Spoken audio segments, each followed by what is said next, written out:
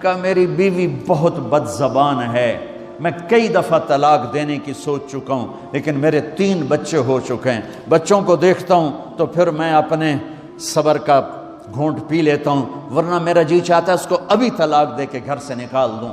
دولت بھی موجود ہے، خوبصورتی بھی موجود ہے، شکل بھی موجود ہے، عزت بھی موجود ہے، سہولت بھی موجود ہے، کیا چیز موجود نہیں؟ ایک خاتون مجھے ملنے آئی، ملانے والے نے مجھ سے کہا کہ اس کا خاوند کھربوں پتی، ارب پتی نہیں، کھرب پتی آدمی ہے، کھرب پتی پاکستان میں 2 4 10 آدمی ہیں۔ اس خاتون نے آ کر میرے سامنے بولنے سے پہلے ہی رونا شروع کر دیا، ورنہ پہلے کوئی عورت یا مرد آ کے دکھڑا سناتا ہے پھر روتا ہے، وہ روئی پہلے اور بعد وہ کہنے لگی مولانا صاحب مجھے لوگ بڑا خوش قسمت سمجھتے ہیں کہ میں بہت بڑے مالدار کی بیگم ہوں، لیکن میں لعنت بھیجتی ہوں اس کی دولت پر کہ اس کا رویہ ہی میرے ساتھ اچھا نہیں، تو میں ہیرے کے سیٹ کیا کروں، میں سونے چاندی کے سیٹ کیا کروں، میں یہ کروڑوں روپے کی گاڑی کو کیا کروں جب میرے خاوند کا رویہ ہی میرے ساتھ انسانوں والا نہیں ہے اور اس کے اخلاق اچھے نہیں ہیں۔ میں آگ لگا دوں اس ساری دھن دولت کو، مجھے محبت چاہیے، اخلاق چاہیے، وہ کوئی نہیں اس کے پاس۔ چند دن بعد دوسرا واقعہ سنا، ایک نوجوان بڑا خوبصورت، وہ بھی اسی طرح لیکن اتنا مالدار، کافی مالدار، وہ آ کے میرے پاس بیٹھ کے رونے لگا، مولانا صاحب اب میں کیا کروں، میری زندگی برباد ہو گئی، میرا اتنا عالی شان گھر ہے، اتنی اچھی میری کمائی ہے، آمدنی ہے، لیکن میں کیا کروں۔ یہ اسی کے الفاظ بتانے لگا ہوں، میری بیوی کی زبان 20 فٹ لمبی ہے، میں کہا رکھ دی کتنے 20 فٹ چاہتے، میں کہا وچوں 19 فٹ کٹ دے شاید کچھ کم بن جاوے۔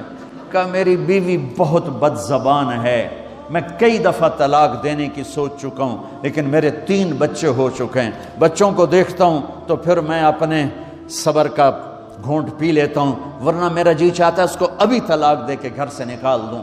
دولت بھی موجود ہے، خوبصورتی بھی موجود ہے، شکل بھی موجود ہے، عزت بھی موجود ہے، سہولت بھی موجود ہے، کیا چیز موجود نہیں؟ اخلاق موجود نہیں، حسن سلوک موجود نہیں، پیار محبت موجود نہیں۔ اب اپنے گھروں میں اگر خوشی دیکھنا چاہتے ہیں، ہر رشتے کو اگر آپ آباد کرنا چاہتے ہیں تو میرے نبی والی محبت دینا سیکھیں، میرے نبی والی محبت دینا سیکھیں، اپنے بچوں کو بھی، اپنی اولاد کو بھی، اپنے بہن بھائیوں کو، اپنے ماں باپ کو، ساس بہو کو، بہو ساس کو، سسر بہو کو، بہو سسر کو، بھائی بھائی کو، بہن بہن کو، اللہ کے واسطے برداشت کرنا سیکھو۔ مجھے میرے رب کی قسم ساری دنیا کا چین و سکون برداشت میں ہے، صبر میں ہے، صبر میں ہے، صبر میں ہے۔ زبان ایک نوجوان میرے پاس آیا، کہا جی میری بیوی سے لڑائی ہوتی، مجھے کوئی تعویذ دو۔ میں نے کہا بیویوں پہ تعویذ اثر ہی نہیں کرتا۔ کہنے کا کیا کروں؟ میں نے کہا ایک عمل بتاتا ہوں، سنت عمل، کہ 1-2 لقمے اپنے ہاتھ سے بیوی کو کھلا دیا کرو۔ وہ کہنے لگا اس سے کیا ہوگا؟ میں نے کہا تو تم دیکھو گے، پھر میں پوچھوں گا تم سے کیا ہوگا۔ میں نے کہا یہ سنت عمل ہے، اس سے محبت بڑھے گی۔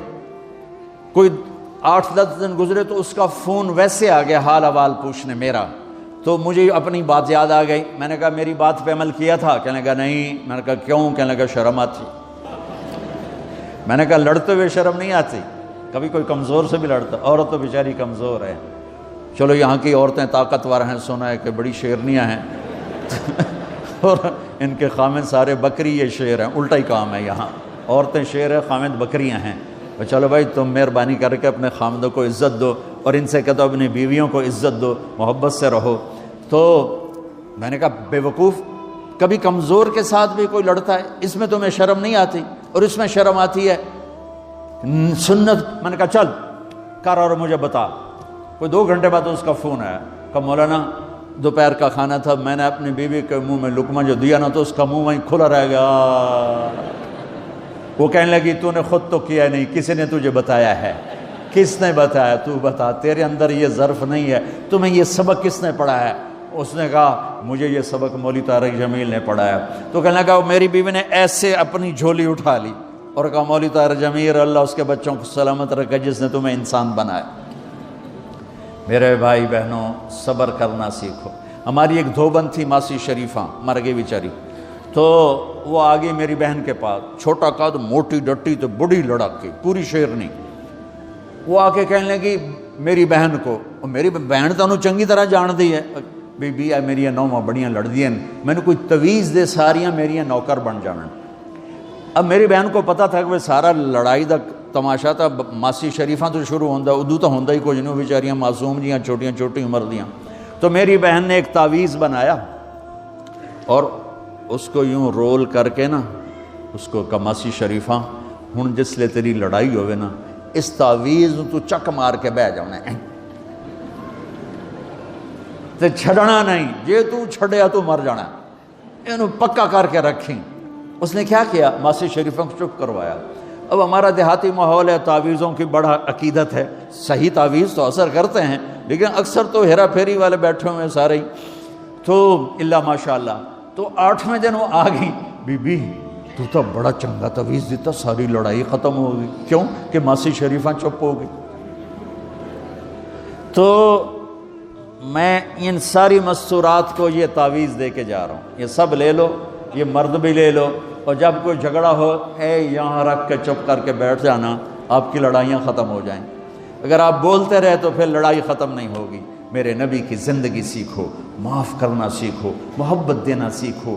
ایسا نہ ہو کہ دو آپس میں بولتے نہ ہوں, ایسی بد اخلاقی سے بچو. اور آخری بات یہ ہے, آپ اس ملک میں رہتے ہیں, اب یہ آپ کا ملک ہے, اگر آپ کے پاسپورٹ ہیں تو یہ آپ کا ملک ہے, اس کے قانون کو عزت دو, اس کے قانون کو احترام دو. یہاں کی گورنمنٹ کے ساتھ مجھے پتہ چلا ہے کہ بہت سے لوگ ہیں فرضی بیمار بن کے وظیفے لے رہے ہیں. یہ حرام ہے, یہ دھوکہ ہے, یہ فراڈ ہے. جو حکومت آپ کی اتنی ہمدرد ہو کہ گھر بیٹھے آپ کو وظیفہ پہنچائے, آپ کے بچوں کے وظیفے لگائے, آپ کے وظیفے لگائے, انہی کے ساتھ دھوکہ کرنا ہے, انہی کے ساتھ فراڈ کرنا ہے. اللہ کی قسم یہ آپ اپنے ساتھ فراڈ کر رہے ہیں, یہ آپ اپنی ذات کو دھوکہ دے رہے ہیں, ان کو نہیں دھوکہ دے رہے, آپ اپنے آپ کو دھوکہ دے رہے ہیں. ایک سردار جی ریل میں چڑھا, ہنسی جائے. لوگوں نے پوچھا سردار جی بڑے ہنس رہے ہو, کہنے لگا ریلوے والوں کے ساتھ آج بڑا فراڈ کیا, چکر کا دے دیا, ریلوے کو چکر دے دیا ہے. کہ سردار جی کیا چکر دیا ہے؟ کہنے لگا واپسی کا ٹکٹ بھی لے لیا ہے اور واپس میں نے آنا کوئی نہیں ہے. نہ کہ سردار جی اپنے آپ نے چکر دیتا ہے تسی. تو جتنی 2 نمبری کرنے والے ہیں یہ اپنے آپ کو چکر دینے والے ہیں. اللہ کے واسطے اس حکومت کا نہ ٹیکس چراؤ, نہ ایسی 2 نمبری کرو, نہ یہاں کی بچیوں کو دھوکہ دے کر کاغذ بنانے کے لیے شادیاں کرو. جب انگریزوں کی حکومت تھی انڈیا پر تو دلی میں ایک وہ پک پاکٹ رہتا تھا جیب کترا, اس کا چیلا شام کو 2 روپے لے کر آیا تو اس نے اس کو تھپڑ مارا, سارے دن میں 2 روپے. تو کہنے لگا استاد آج بڑا مال مارا تھا, ایک گورے کی جیب کاٹی تھی, بہت پیسہ تھا. جب میں 4 قدم چلا, سننا ذرا اس زمانے کے چور کا ایمان سننا. کہنے لگا جب میں 4 قدم چلا تو مجھے خیال آیا اگر قیامت کے دن عیسیٰ علیہ السلام نے میرے نبی کو گلہ دے دیا کہ آپ کے امتی نے میرے امتی کی جیب کاٹی تھی تو میرے نبی کو شرمندہ ہونا پڑے گا. تو پھر میں نے کہا میری وجہ سے میرا نبی شرمندہ ہو. میں نے جا کر اس کو واپس کر دیا, اے 2 روپے اپنے دے کپ کے لے آندے. تو اس نے اس کو 10 روپے انعام دیا کہ یہ 10 روپے تیرا انعام ہے. اب آپ اس ملک کے اگر ہیں, آپ کے پاسپورٹ ہیں تو آپ یہاں کے ہیں, آپ اپنے پیچھے اپنے رشتہ داروں کی مدد کریں, جو مرضی کریں, لیکن میرے بھائی بہنوں اس سے اپنا ملک بنا کے چلو. یہاں غریبوں پہ خرچ کرو. زکوٰۃ تو مسلمان کو دی جاتی ہے کوئی شک نہیں, لیکن صدقات خیرات پیچھے بھیجنے کے بجائے یہاں کتنے غریب لوگ ہیں, کتنے ضرورت مند لوگ ہیں, کتنے لوگ ہیں جن کے پاس گھر کوئی نہیں, کتنے لوگ ہیں جو کونسل کی طرف سے وظیفہ لے کر روٹی کھا رہے ہیں اور وہ پوری نہیں پڑتی. ایسوں کو ڈھونڈ کے ان پر خرچ کرو, ان کی مدد کرو, کسی کی جانی خدمت کرو, کسی کی مالی خدمت کرو. میرے نبی نے فرمایا ہر مسلمان کے لیے ضروری ہے کہ صدقہ دے, ہر مسلمان روزانہ صدقہ دے.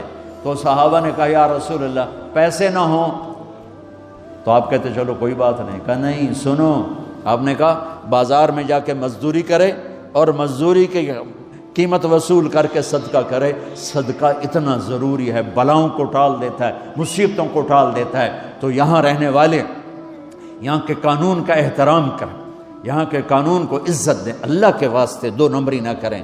دیانتداری سے چلیں۔ میرے نبی نے فرمایا میرا امتی ہر گناہ کر سکتا ہے، دو کبھی نہیں کرے گا، ایک جھوٹ کبھی نہیں بولے گا، ایک دھوکہ کبھی نہیں دے گا۔ تو اللہ کے واسطے دھوکے فراڈ سے چلیں۔ کہیں آپ لڑے ہوئے ہیں صلح کر لیں، پیار محبت دیں، معاف کریں، اپنے بچوں کو ٹائم دیں، ان کو اچھی تعلیم دیں، یہ اعلیٰ عہدوں پر پہنچیں، اعلیٰ جاب پر پہنچیں۔ ضروری نہیں ہے کہ تمہاری طرح مزدوریاں ہی کریں، ان کی تعلیم کا یہاں اسکول بناؤ، یہاں کالج بناؤ، اپنے اسکول بناؤ، اپنے کالج بناؤ، اپنی اولاد کو اچھی سے اچھی تعلیم دو کہ یہ آگے چل کے بڑے شعبوں پر اور بڑی جاب پر پہنچیں اور تمہارے لیے عزت بنے، باعث عزت بنے، باعث افتخار بنے۔ آپس کی پیچھے لڑائی چل رہی، اس نے 1 کنال کا گھر بنایا، میں نے 2 کنال کا بنایا۔ اور میں ایک جگہ گیا، پہاڑ میرپور گیا، میرپور بڑے بڑے گھر شہر میں انٹر ہونے سے پہلے بڑے بڑے گھر، میں نے کہا یہ اور لگیں جیسے خالی، میں نے کہا یہ کیا ہے؟ میں پہلی دفعہ میرپور کہا یہ انگلینڈیوں کے گھر ہیں، ان کے مقابلے لگے رہتے ہیں، اس نے کنال کا بنا، میں 2 کنال کا بناؤں گا، اس نے 2 کنال کا بنا، میں 4 کنال کا بناؤں گا۔ بناؤ گھر اپنی ضرورت کے بنا لو، جب جانا ہو وہاں نہ تم جانے والے ہو پیچھے نہ تمہاری اولادیں، ان کو یہاں کی نسوار لگی واپس جائیں گے لوڈ شیڈنگ میں۔ ایک پٹھان بھائی ناراض نہ ہونا، ادھر بہت ہیں پٹھان، تو ایک پٹھان کا خرگوش گم ہو گیا، خرگوش، تو لوگوں نے افسوس کیا خان جی آپ کا خرگوش گم ہو گیا، کہنے لگا خوچا کوئی بات نہیں ہے، ہم نے اس کو نسوار کا عادی بنایا ہوا ہے، جب نشہ ٹوٹے گا ہمارے پاس آئے گا۔ یہ تمہاری نسل اور تم انگلینڈ کی نسوار کھا کھا اب تم پاکستان جاؤ گے، ہندوستان جاؤ گے، بنگلہ دیش جاؤ گے، تم نے یہی رہنا ہے۔ اسے اپنا ملک بنا کے چلو، سنسیئر ہو کے چلو، اس کے قانون کا احترام کر کے چلو۔ یہاں غریبوں پہ صدقہ تو غیر مسلموں کو دو، ان کے دل قریب ہوں، ڈھونڈ ڈھونڈ کے دو، وہ تم سے پیار کریں، وہ تم سے محبت کریں، ان کے ہائے ہائے۔ او میرے نبی تشریف فرما تھے، ایک طوائف گزری، طوائف پروسٹیٹیوٹ، وہ آپ کو دیکھ کے نا آپ کا مذاق اڑانے کے لیے، کیسا نبی ہے، اکیلے بیٹھ کے کھاتا ہے، کسی کو پوچھتا ہی نہیں۔ غیر مسلم، کافر، طوائف، کتنی برائیاں اکٹھی ہو گئی۔ آپ نے کہا آ جا، وہ آ کے بیٹھ گئی، آپ نے کہا کھا، وہ تو آپ کا مذاق اڑا رہی تھی کہ نہیں ایسا نہیں کھاؤں گی، جو تیرے منہ میں ہے اپنے ہاتھ سے نکال کے مجھے کھلا۔ اس کا خیال تھا یہ مجھے ڈانٹیں گے، کہیں گے اس کو اٹھاؤ، 2 چھتر مارو، اس کو دفع کرو، میں کہوں گی دیکھو تمہارا نبی کیسا ہے، اتنا بد اخلاق۔ تو انہوں نے کہا نہیں، تو جو تیرے منہ میں ہے وہ نکال اور اپنے ہاتھوں سے میرے منہ میں ڈال۔ میرے نبی نے کہا یہ لو، آپ نے لقمہ منہ سے نکالا اور اس کے منہ میں ڈالا۔ اب پنجابی کی مثال ہے، کبے نو لت لگی اور سدھا ہو گیا۔ میرے نبی کے منہ کا لعاب جب اس طوائف کے منہ میں گیا، وہ ساتھ ہی کلمہ پڑھ گئی، ایمان لے آئی اور مدینے کی شریف ترین عورت بن گئی۔ میرے نبی تو اس طرح اخلاق والے تھے۔ یہاں تو نوکر سسٹم نہیں، میں پاکستان میں بھی روتا رہتا ہوں کہ نوکروں کے برتن الگ ہیں اور مالکوں کے برتن الگ ہیں، عورتوں کی نوکروں کی پلیٹ الگ ہے اور مالکوں کی پلیٹ الگ ہے۔ میرے نبی نے طائف کے کافر آئے، روزانہ ان کے ساتھ بیٹھ کے رات کو کھانا کھاتے تھے، ان کا جھوٹا کھاتے تھے۔ یہ اخلاق تھے جس نے انہیں کلمے میں داخل کر دیا۔ نجران کے جوڑ نظر آئے گا، اور میرے رب کی سنو، ان استقالنی عقلت لا، تو توبہ توڑ کے لے آئے 1 دفعہ یا 1000 دفعہ، ایسا جوڑوں گا کہ جوڑ نظر ہی نہیں آئے گا، بے جوڑ کر دوں۔ اور یہ تیرے کرامن کاتبین کو بھی نہیں پتہ چلے گا کہ یہ توبہ ٹوٹی ہوئی ہے اور ٹوٹ کے جڑی ہے یا ٹوٹی نہیں۔ اللہ ایسی توبہ ہماری قبول کرے گا۔ جب ہو توبہ کرو، جب ہو توبہ کرو۔ تو نیت کرتے ہو توبہ کی؟ اگر ہم نے سچے دل سے کر لی تو اللہ کی قسم یہیں بیٹھے بیٹھے ہم سب ایسے ہو جائیں گے جیسے ماں کے پیٹ سے نکلے ہوں۔ اور پھر اگر ٹوٹ جاتی ہے، وہاں جا کے ٹوٹ جاتی، پھر کہنا یا اللہ میری توبہ۔ ماں تنگ آ کے شاید بچے کو مارنے لگ جائے، لیکن میرا رب کبھی تنگ نہیں پڑتا، جب بھی جھکو گے معاف کرے گا، جب بھی جھکو گے معاف کرے گا۔ اللہ تعالی ہمیں توفیق دے۔ تو میرے ساتھ کہو یا اللہ میری توبہ، پھر کہو یا اللہ میری توبہ، پھر کہو یا اللہ میری توبہ۔ اب اگر دل سے ہے تو سب معاف ہو گیا۔ آپ سب کو مبارک ہو۔